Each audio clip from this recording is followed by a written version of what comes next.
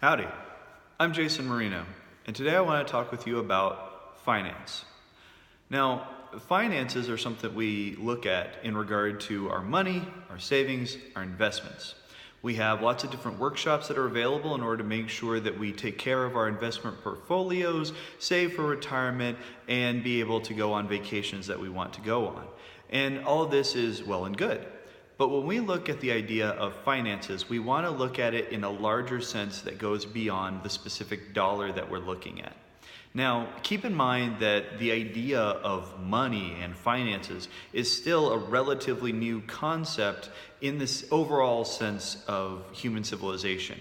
So whereas in the past there was no sense of savings, you either had food to eat or you didn't. There was no sense of investment. You were just trying to become stronger and make sure you had more of something than others. There was no sense of retirement because you had to hope that you were part of a clan that took care of you when you were older, and that was about it. And really there was no sense of debt because you either traded for something that you wanted because you had something to give for it, or you had to wait until you did. There wasn't any sense of owing somebody in that way of looking at it. Now, when we're saying now is that with finance, we're able to then be able to do all these things.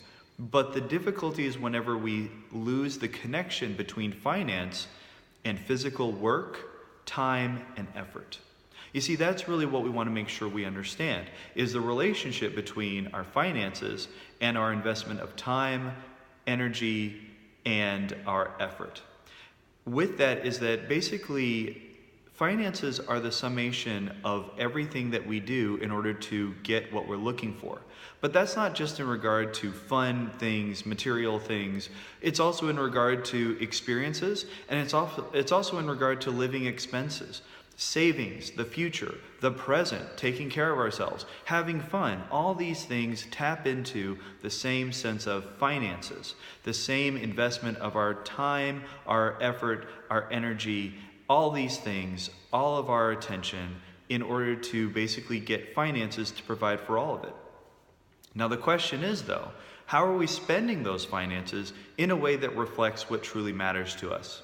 You see, different people have different priorities. One person wants to spend their money on vacations. One person wants to spend their money on a nicer house. One person wants to spend their money on everybody else, whatever that might look like. One person wants to spend their money on a scholarship or send their kids to college. Different people believe that their money is a reflection of what matters most to them. The question is, are we actually spending our money on what matters most to us?